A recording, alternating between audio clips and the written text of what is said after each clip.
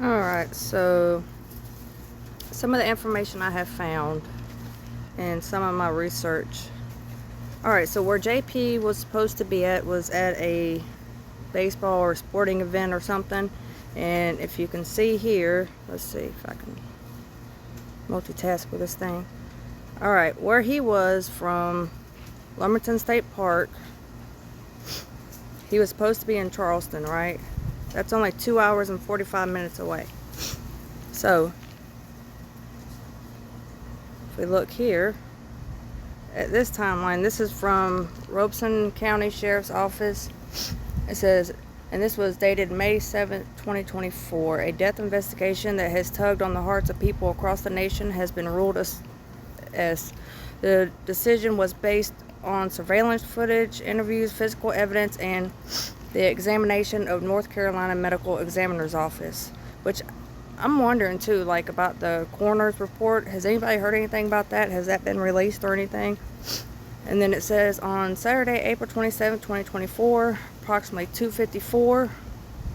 Now there's a lot of different times and stuff we're hearing too, because we're hearing that the fishermen heard the crying and a small pop. Ain't G-shots usually pretty loud, and especially if you're that close. So let's see, approximately, so 2:54 she calls 911, and it was from a female, which was Mica. The caller asked the dispatcher if the phone could be located because she was going to herself and wanted her family to be able to find where her body was, which also we know makes no sense either, because she had to have either went in on a boat to get to where she was at. She was, what was it the fisherman said, that you got to go down 2 different pathways, or I don't know, something. And I also found another interview too with the fisherman. And let's see, during the conversation with the dispatcher, the caller hung up, which I'm breaking down the 911 call, and I got a I guess you'd call him a sound engineer. He does like beats and stuff like that, so he knows how to work with the sounds and stuff. So hopefully he can help me out with this, because I can clearly hear it. I can't make out everything that's being said, but it sounds like something like, you know what I'm saying, or you hear what I'm saying, or I don't know, something like you talking with somebody, like, you know, hey, we could do this and that and the other, you know what I mean, type thing. So, and it said that the 911 caller tried to call back multiple times and she could never be reached again. So let's see, investigators located a 6 case in the passenger seat. And another thing too that always had questions about, like, if it wasn't her car, she was borrowing her godmother's car, roommate's car, or whoever's car it was she was borrowing because she didn't want to be followed or whatever. How is it they found her registration in the glove box? Wouldn't it be the owner of that car's registration in the glove box and not hers? That's something I don't know. But alright, during the search of the park for the 911 caller, investigators were approached by an individual who had found her bag near the water edge with an identification belonging to Miller. Also too, he says fanny pack, and we see like in her ring footage camera, like the kind of purse she has, it's not a fanny pack, it's like a shoulder bag or like a backpack purse, and it's got a lock on it. And I've seen other creators and other people talk about this lock on her purse, where you can't get into it unless you have like a certain kind of key, or it does something that keeps the stuff safe anyway, or somebody just can't just get in your purse and take your stuff. So, and then she's seen like only in certain parts of a purse going into. So okay, I had to pause real quick. My oldest son came out and asked me something. Now I forgot what I was talking about. But the purse. We were talking about the purse. So the purse had a lock on it, and you can see her like in surveillance videos and things like that going into just like a certain part of the purse where, you know, like where she would keep like her wallet, or I don't know, some things that she needs to get to quickly. So, and then it says let's see, okay, the car, it says it belonged to Mica Miller, but it wasn't her car though, right? I mean, am I wrong? I mean, let me know if I'm wrong.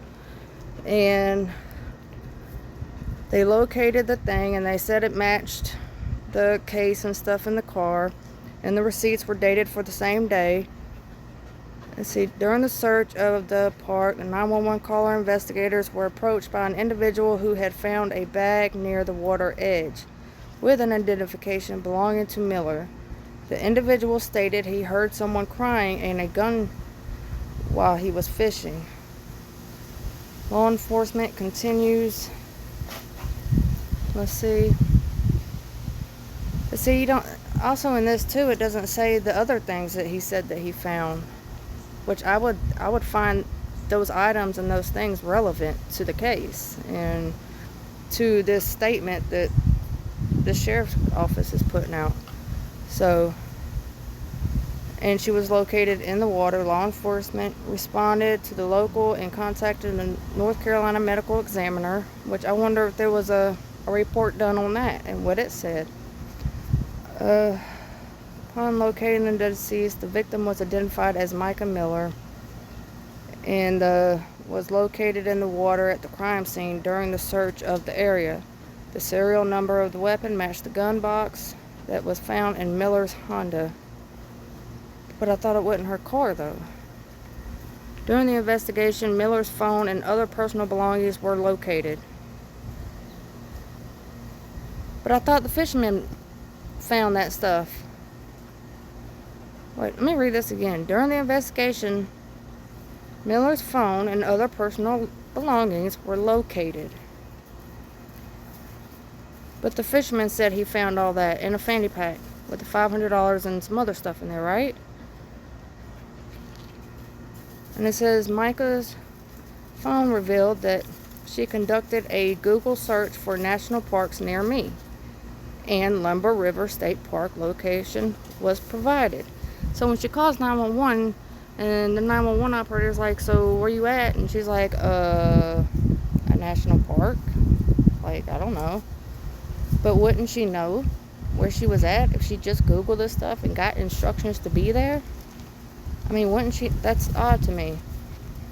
And then, you know, like, she don't have any dealings, know anybody there. Like, it was a place that, I mean, it was, like, not of her, you know. Oh, and another thing, too, kind of going back to the whole bathroom thing at the gas station now, and she went into that porta potty. Her father or someone has said that she hated porta potties and public restrooms. I'm the same way. So if she was anything like me when it comes to that stuff, like, no, we're not going in one. I mean, we can go in there and try, but it is not going to work. Like, we're not going to be able to do it. So, and that's how I am. That's how a lot of women are, especially with porta potties and stuff. So, and then she went in there, and I don't know. I mean, I could be thinking too much into it, and I don't want to, you know, think too much into things. Like, I want the facts and questions and stuff. So, but let's see. Revealed that, okay, so she did the Google search, so she wouldn't know that what national park she was at. I mean, and then it says the investigation also revealed that Miller and her estranged husband, John Paul Miller, had been separated and were involved in the legal system. So why did they hand her body over to him so quick? Why?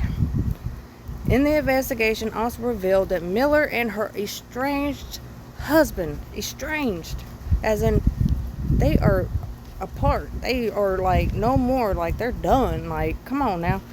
So they failed her on that one. And this information led to investigators confirming the whereabouts of Miller and the female that he is allegedly, let's see where I'm at. The information led to investigators confirming the whereabouts of Miller and the female that he is allegedly romantically involved with. Investigators were also able to confirm that both individuals were not in North Carolina on the night before and the day of Miller's death. Okay, so them two might not have been there, right? Okay, but what about everyone else that's involved? So it sounds to me like I mean, we know JP's a pretty smart guy, but we also know that he tells on himself too. So if you listen, like, anything that he says is pretty much the opposite. Like, he deflects. Like, you know, Mica's mental illness. It was actually his mental illness, you know.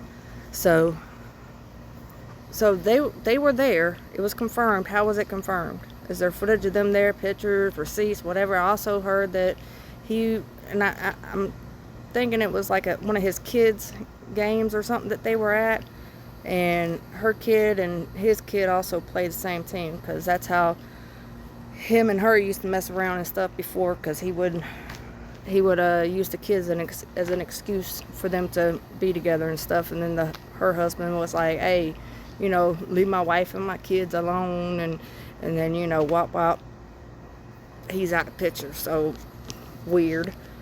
But it's funny how anybody that's like, you know, questions or does anything with JP, how they just end up gone somehow. It kind of reminds me of some old Hillary Clinton stuff, you know. So, alright, so somehow, some way, they were confirmed to be there, and they happened to see his truck somewhere on a highway or whatever, which we don't know who was in that truck. And we already know that JP's got so many connections and so many people in his pockets that it's ridiculous. That, I mean, this thing goes so far deep in the hole that, I mean, it's trying to connect dots and stuff. We're doing scribble scrabble. So let's see, where else. Alright, they said investigators learned through interviews that John Paul Miller was at an athletic event in Charleston on the day of Mica Miller's death. John Miller's vehicle was observed traveling the highway at 2:22 p.m. on April 27th. Okay, so I mean, that still tells me nothing, because you can't see nothing in that truck. So that could have been his friend or somebody else, you know, who knows. I think even Nancy Grace was even like, no, like, So, and then it says the medical examiner met with the parents and immediate family members of Mica Miller. John Paul Miller was given the opportunity to attend a separate meeting, and he wouldn't do all that. So, but he didn't want to go down there and do the meeting or whatever. But there was another thing I was going to say. Oh, about after the game. And because I guess whatever team won or whatever, and they all went out to eat, and JP went out of his way to pay for dinner, which was very, very odd, the person said. And if I could find this interview, which I cannot find it now, but he said it was very odd. Like, everybody was like, wow, you know, like, JP's actually gonna pay for something, like, you know. So, and that was something very odd that stuck out. That was like him, you know, making his alibi, you know. So it's like, he's got too many stamps, I guess, if it makes sense, you know, to say, no, I couldn't have been there because this and this and this and this. There's no, like, you know, hey, I was just here or whatever and got proof. No, he's got, like, all roundabout, like, everything checked off. And then even when he was home and got the phone call, he was surrounded by people, and his right hand man, that woman that looks like a man, she was there, because she's going around telling the business and everything before business could even be told. And JP knows so much stuff by now, before stuff's even came out or even been said or footage could be brought, or, I mean, like, anything. He's calling up Mica's best friend saying, hey, this is what Mica did, and exactly when she did it, how she did it, and da-da-da-da, and nobody's questioning that. Investigators didn't think to question that? Like, really? Like, how do you know? We're investigators. We're the police. We should know before you know. Yeah, you might have had a tracker on her car, which tell you where she's going, but it's not going to tell you what she's doing. Now, I did check into, like, smart rings, and we know about smart watches and jewelry and all that stuff, and I try, because I don't want to like really go down like conspiracy theories or like go down rabbit holes and stuff. Like I want to keep everything like factual and stuff. And the problem with, like, say the necklace being a GPS or earrings would be battery. And you know, even with smartwatches and smart rings, you have to charge them. So she would know that that was like smart jewelry or whatever, you know, like it had a tracker in there or something. Not saying, I mean, he didn't try to do that or couldn't have done that, but I mean, you'd have to have a way to charge it, you know what I mean? So it would have eventually go dead, and I don't know. I mean, if somebody can debunk that for me, please do, because I'm curious myself, because I mean, the way technology is these days, I mean, I wouldn't doubt it. But from my research and understanding of it is that you have to be able to charge it. So it's got to be charged. Just like your smartwatch that you would get like with your iPhone or Galaxy or whatever, you know. So, but these are some things that I've been looking into, and along with a bunch of other things. Y'all just be patient with me, because I was not expecting all this feedback from people and love and support and everything. I was so not expecting it. So let's see, let's go on to this next one. It says Miller was observed on her Ring camera. See, and this is stuff that JP knew before investigators, before this timeline was made. He knew this stuff. She left for work, or she, you know, whatever. Like he knew this, like red flag, you know, red flag city. All right, so, and I don't mean to smile or, you know, but y'all know I'm weird or whatever. But so she was observed on a Ring camera, and that was another thing. Like she didn't call into work or say she was going to be late or anything like she normally would if she was, but she loved her job. And JP went to her job too, trying to go ahead and twist the narrative, and which if I can find that stuff too, which I can't find no more, but if anybody finds it, let me know, about when he went up to her job after she had passed and the things that he said to them. Crazy. I mean, like I said, all this was unexpected on my part, so so now I'm trying to go back and find things that always just stuck out to me, and I can't find them. So, but okay, she was in the store and she bought the thing, and she used credit cards and debit cards too on these purchases. The gas station, pawn shop. But then you hear people say she used cash, and that's where that $500 came from, was from the cash. But she used credit cards. That don't make sense to me either.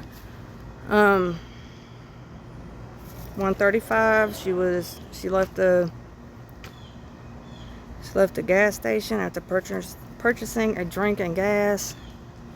2:54. I guess this is about when she calls. Yeah, this is when she calls 911, and I have the best audio I could find of it, and like I said, I'm trying to get it broke down and to where you can hear it better. It says this incident has garnered much attention from across the Carolinas and beyond. I want to assure everyone that a very methodical investigation was conducted by our criminal investigation team and crime scene investigative team. It don't sound like it. And I'm no expert, but it don't sound like it, because we wouldn't be left with so many questions. And I mean, it's crazy to me that, you know, like something like this happens, and any other time you don't hear nothing about it, but you have all these people come together saying, something ain't right, you know. I mean, the math ain't mathin'. You got to make it make sense. So, I mean, we got questions. Things aren't making sense. So, but until the next time, like I said, I am researching and doing everything I can right now. I got 9 dogs and work and everything else in between, so y'all just bear with me, but I figured I'd try and give y'all something for now. So love y'all, thank you.